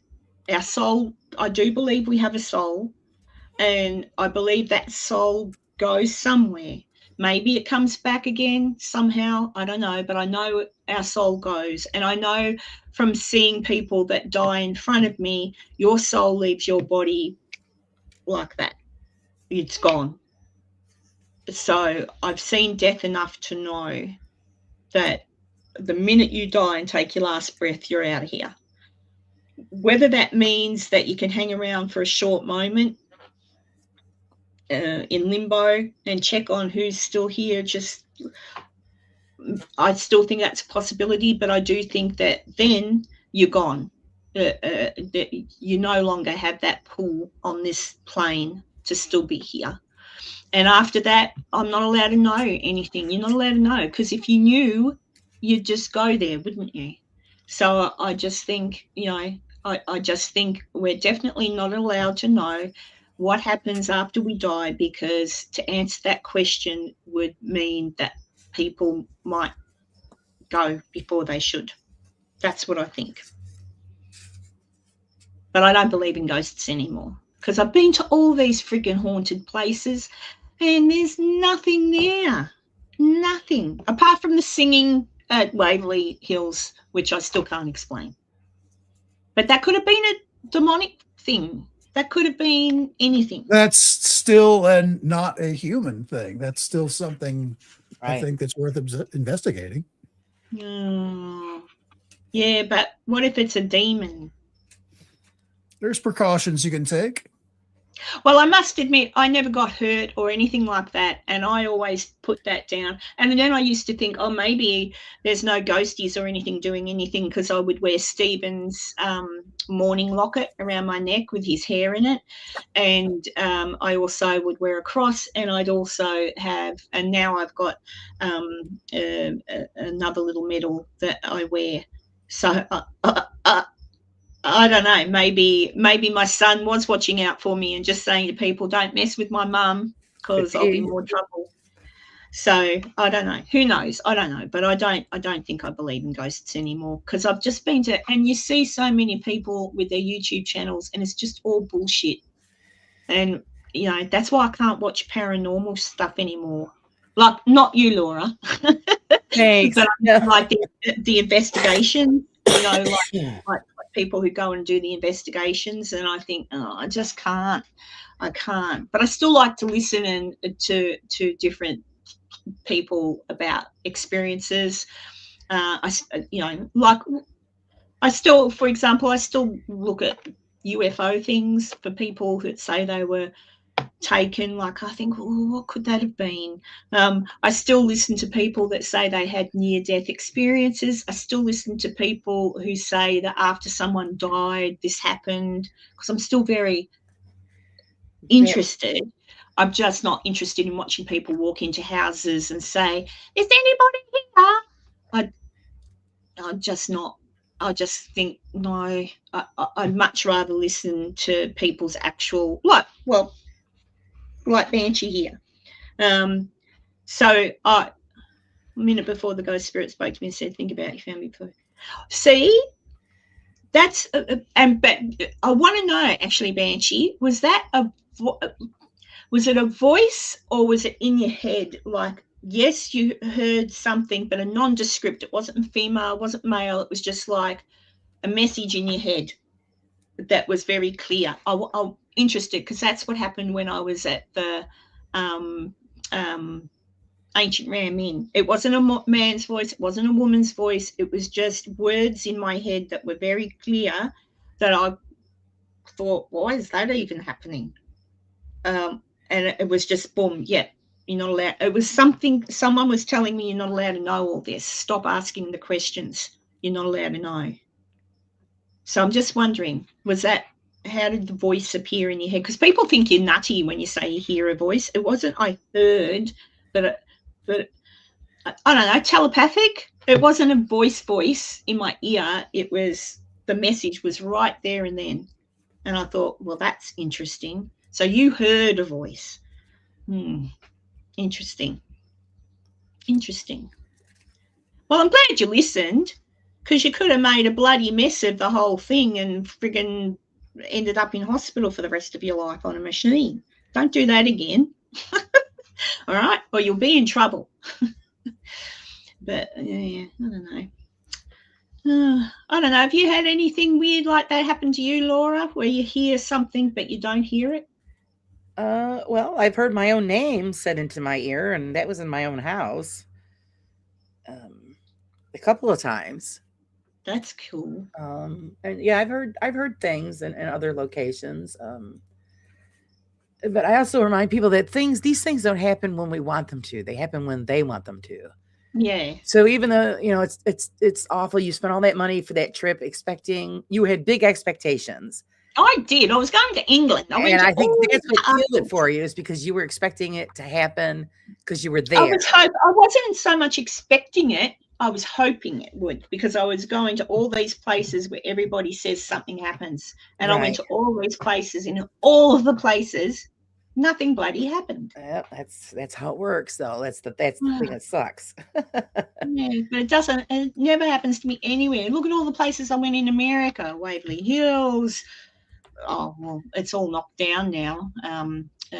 Mackey's music. Oh, yeah. But I went to everywhere. But yeah, I've had stuff happen where, yeah. Well, you've never got anything interesting to say, Enzo. Yep, I'm a real dumbass. So what did you have to say, Enzo, that you were muted for, and that's why we didn't hear you? Doesn't even matter now. I don't even remember. But you see, that's with Enzo. He went to the McIntyre mansion, and he definitely heard stuff. Right. Oh yeah. Yeah, we were too busy talking to each other.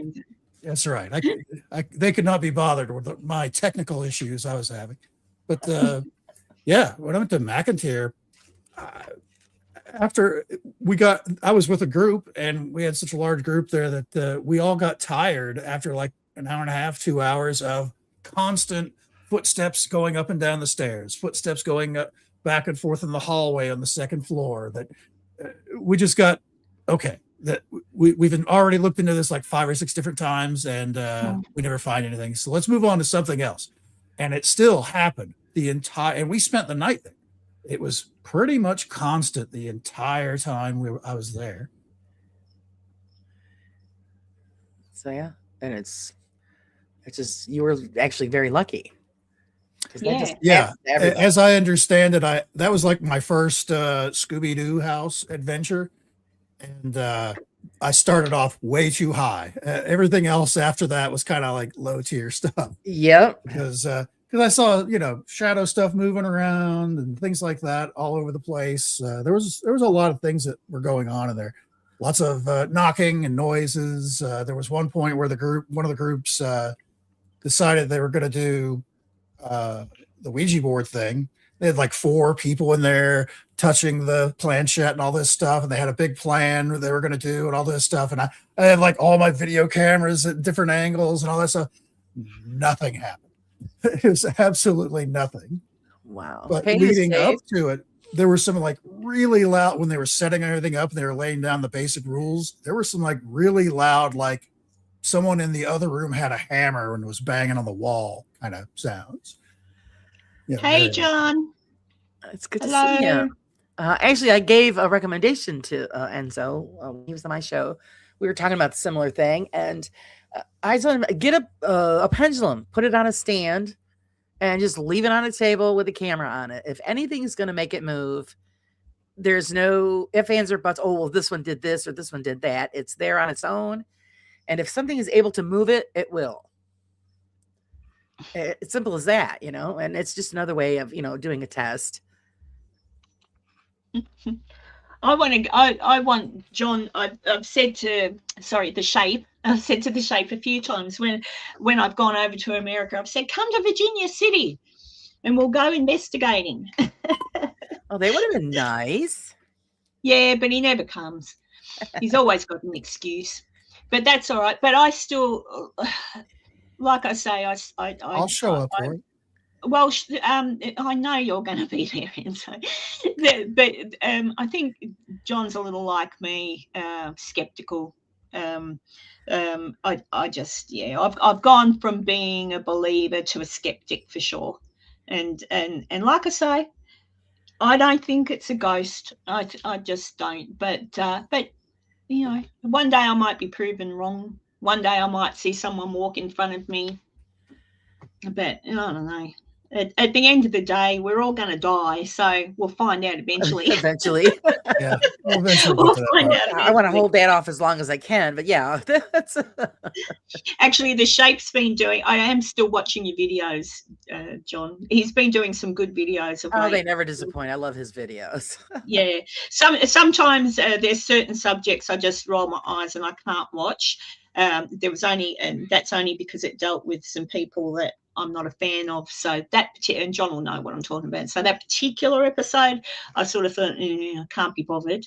But I just, because it's his animations. It's always the animations that make It's me great. laugh. Yeah, Oh, and it's that great. really big one you did. That was brilliant. The really big one you did, Shape, the long one where you were neighbours, and there was someone in the house that was all animated. Oh, I can imagine how much work went into that. I've learned never to drink anything when you're watching a Shape video because you're going to end up spitting it out. Yeah, I just love him. I've had that happen a couple times. Yeah, he's never changed. He's always the same. He's never nasty. He's never. That's what I love about it. He's not caught Yeah. up in the drama that's going on now. Thank God. Yes, yeah. Oh, well, see, the drama that's going on now, I can't even be bothered. I just tell everybody I have nothing to do with it. Yeah, Don't caught want a it. glimpse of it the other day, and I thought, yeah, no. Oh, I get I just messages all the time. I'm saying I don't know. I don't watch it. I don't know. So No, just stay stay right out away of from it. it. But that's what I mean. You play with fire, you get burnt. Yep. So it is what it is, and whatever. But yeah, It's a nightmare. I just same thing. Sarah says the same thing. We want everybody to get back to business. Get back doing the content that we signed up to watch. I understand that what's going on is important, but it's just like taken over. And that's why I love it. John doesn't do that. He's still doing, what he's doing. And that's great. The rest of them are just all sucked into it. And there's more people coming on board. And no. oh yeah. Yeah. It's like, oh, please. Oh, but there's money to be made in the drama, Laura. And they're making money. They're getting subs. They're getting the views. So they're killing it. But I don't want to build my channel that way off of a soap opera. No. And that's why I changed. That's not sustainable. You can't do it all the time. Oh God. And then, it's just awful. So I stay right away from it.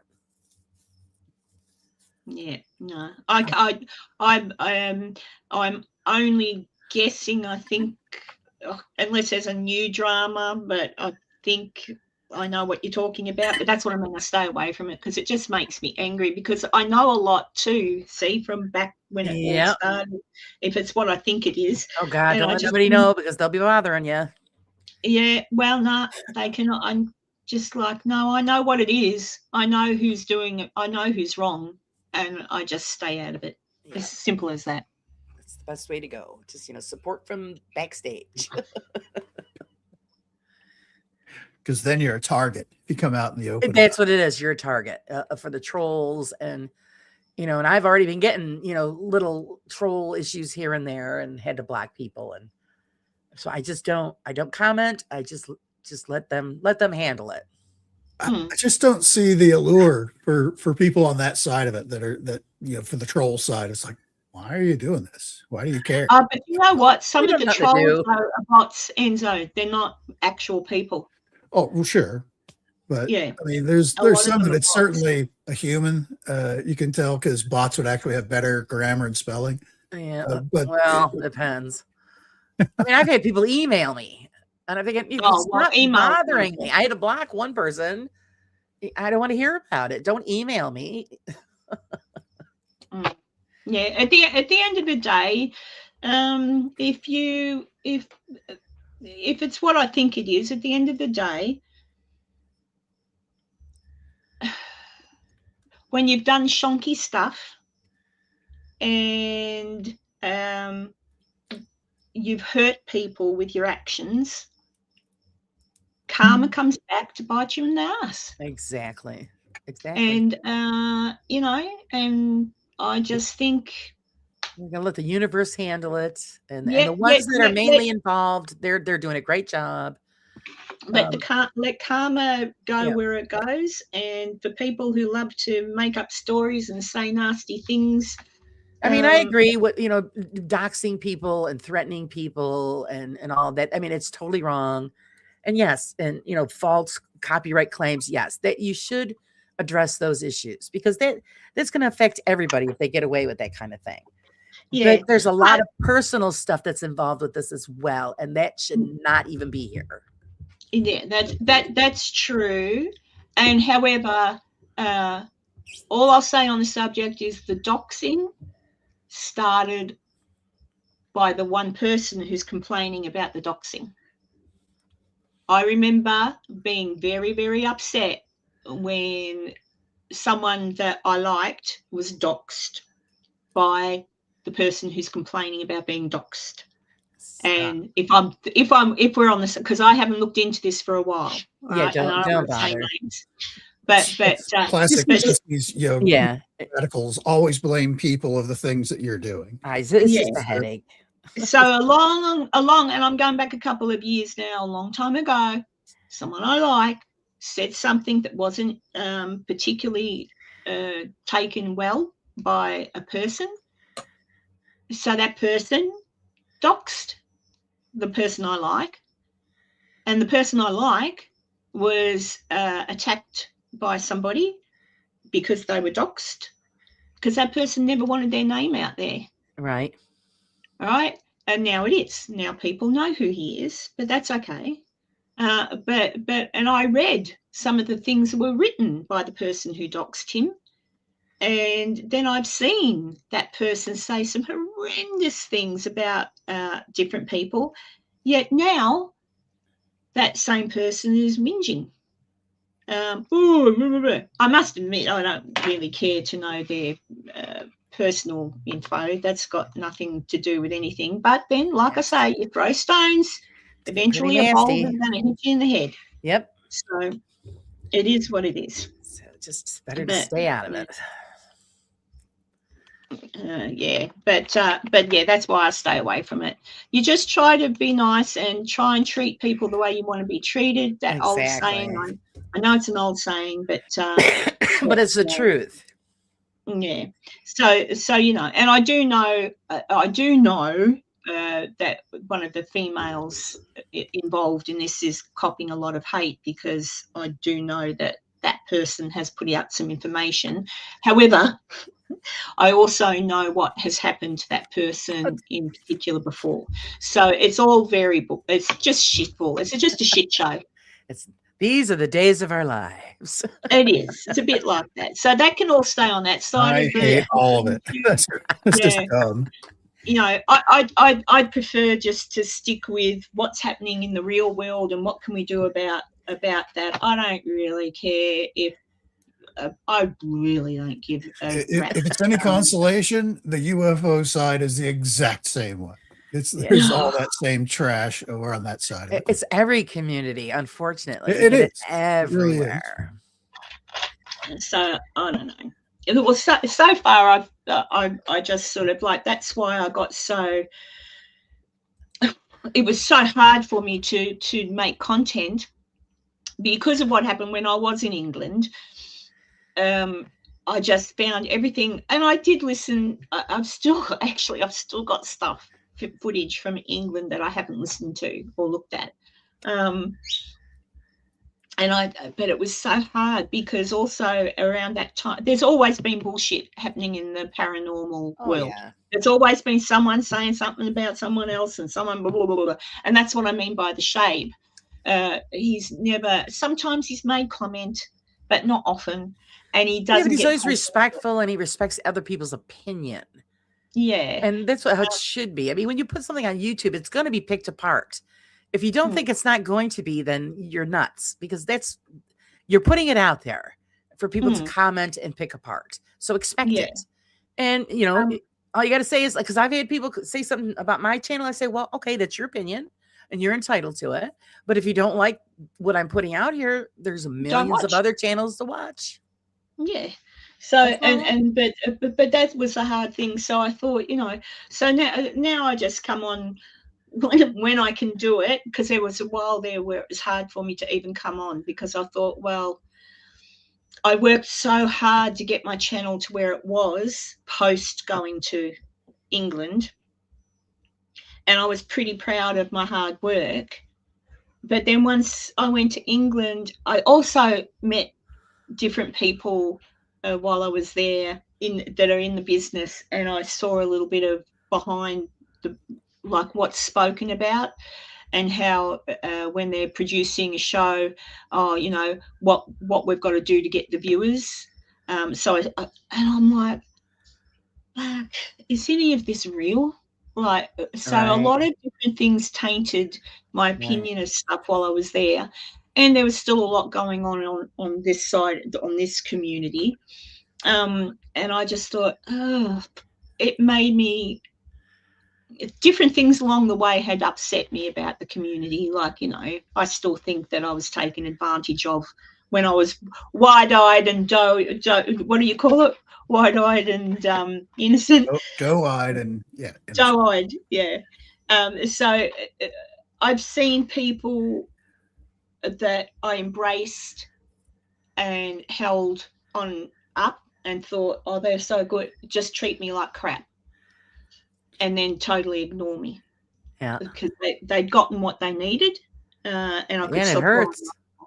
And it's very hurtful. Yep. And so there's been certain people that have throughout. Tanya has always been here.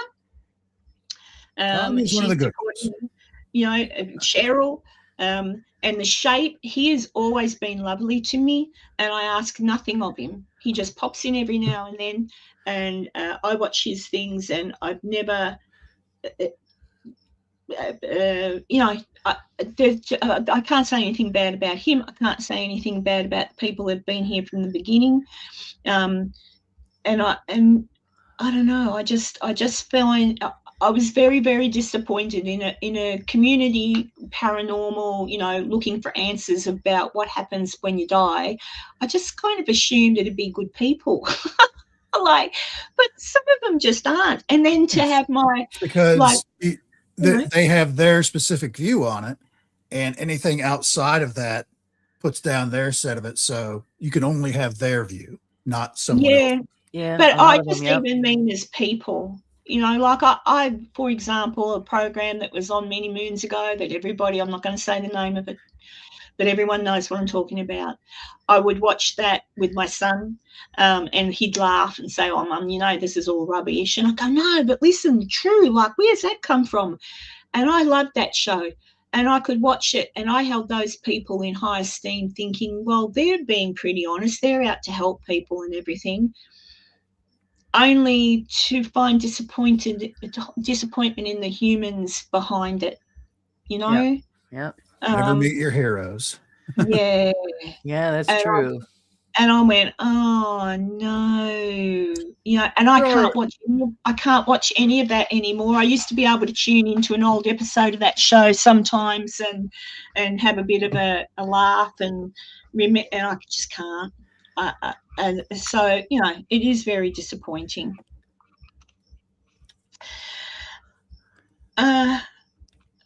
No, your story wasn't a bit much. That's all right. Just don't go trying to knock yourself on the head again, all right? Or there'll be trouble, all right? You're not allowed to do that. Put a helmet on. Yeah, put a helmet on, right? All right. 45. Yeah, I'm hoping that doesn't hit me here, Banshee. I really am. But stay cool now. Kristen says, I like the way your channel is now with so many different topics. Thank you, Kristen. I do try. It's a wild card. Different topics, different start times. Never know what's going to happen. Yeah, you never know what's going to happen with me. Oh, dear. And actually, I'm looking forward. It's not long now, Kristen. So, Kristen, did you get to see Connie? I keep asking. I have to know. But yeah. Stay safe, Banshee. And I'm glad I enjoyed your story. But yeah, no, Kristen, have you seen Connie? Because I've got my friend Connie Small in Virginia City, who I haven't heard of. Haven't heard from. I've written her a letter. I sent her a Christmas present, not this Christmas, last Christmas. And I haven't heard from her. I'm assuming she's all right, but she's going to get a. I'm going to go knock on her front door when I arrive in Virginia City, and she's going to get a butt kicked. I just hope she's all right. That's all. So, because she's a really lovely lady and she does it hard. She's much like you, Laura. My friend Connie, looks after her mother that's got dementia, and she's down there every morning because, and so I don't know if her mum is still. I don't even know if her mum's still with us because she was reasonably bad when I was there. But yeah, I don't know if Kristen's managed to see her. Kristen only lives up the road from her, but I can't wait to get back. It could be that, maybe her mother took a turn for the worst and now she's got more responsibility. Yeah, and Oh, all right. Well, don't forget to tell her that Karen's going to be on her. I'm coming there in July and she's going to be in trouble. She's going to get a boot up the bum. She's coming to get her. I'm coming to get her. But yeah, I'm very much. I should bring bail money. Is what? Yes. Yeah. So. No. Or a cake with a file in it. Something. This is all Karen's bail money right here. I wouldn't want to get arrested in Virginia City, only as a joke. I remember one night I walked home early hours of the morning. I walked home from the Washoe Club, and I bumped into two. I don't know if they're all called sheriffs. I guess they are two sheriffs, two men in uniform. They were there because there were people from out of town still there that had been drinking and whatnot. So they were just doing their policing of the area. But I stopped and spoke to them a little bit and said where I'd been, and we're talking about ghosties. And I just remember, I wish I was a little bit younger because one of the policemen was very cute.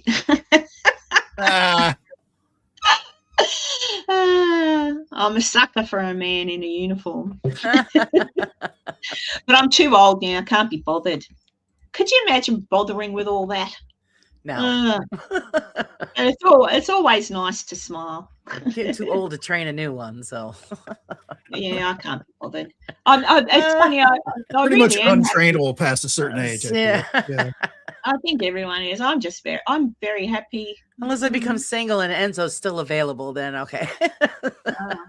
There's only one sheriff. Okay, so it wasn't a sheriff, it was a deputy.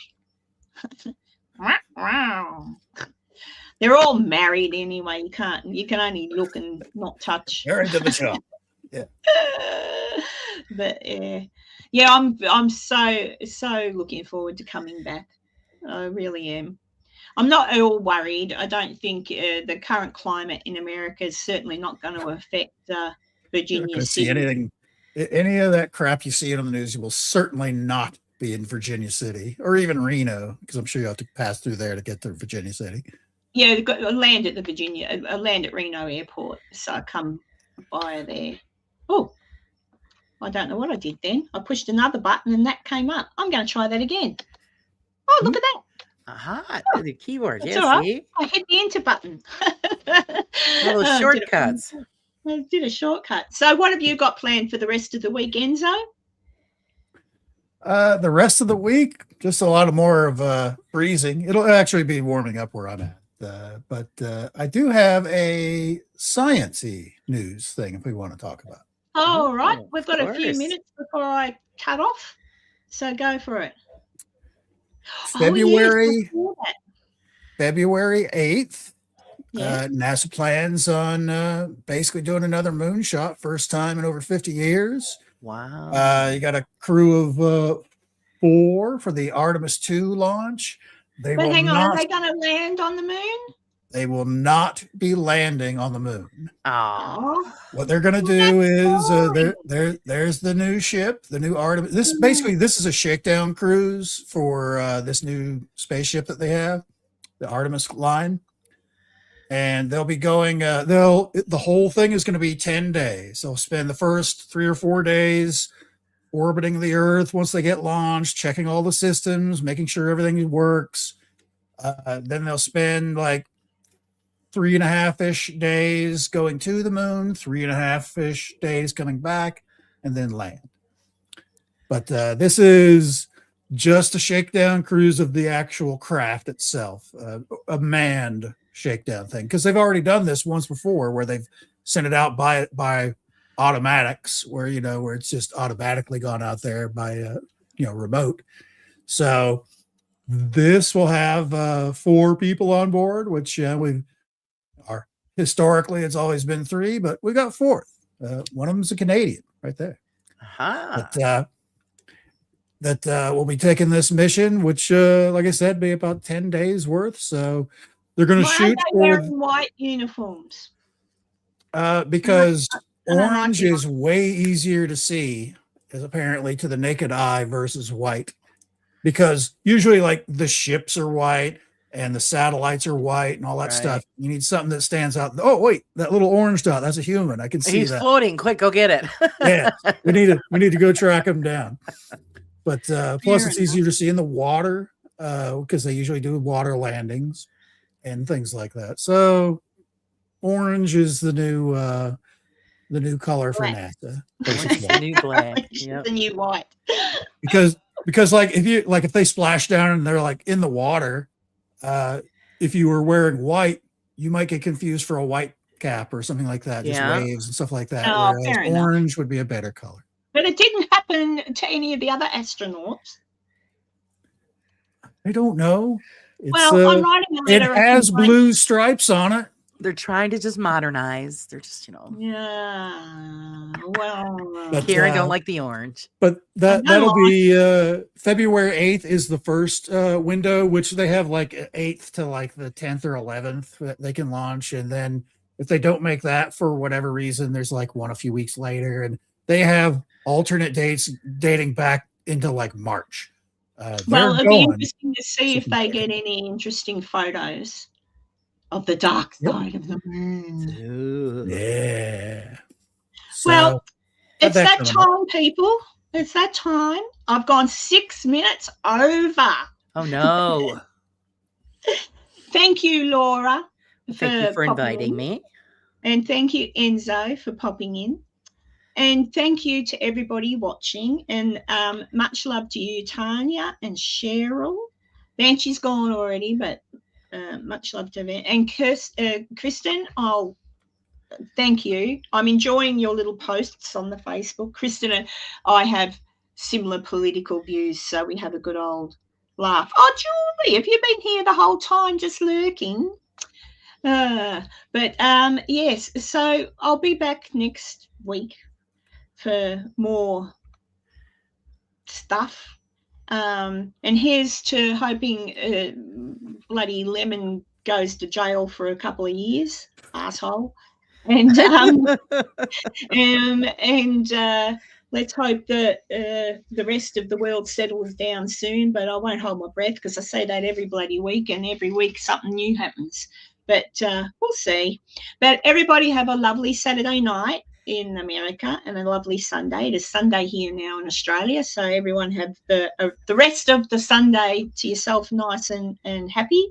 And Cheryl, have a good day. Tanya, love to you too. Thanks for being here. And to anyone else still lurking and listening, lots of love, and I shall see you next week. And that's us. That's us. Thanks, Laura. Thanks, Anne.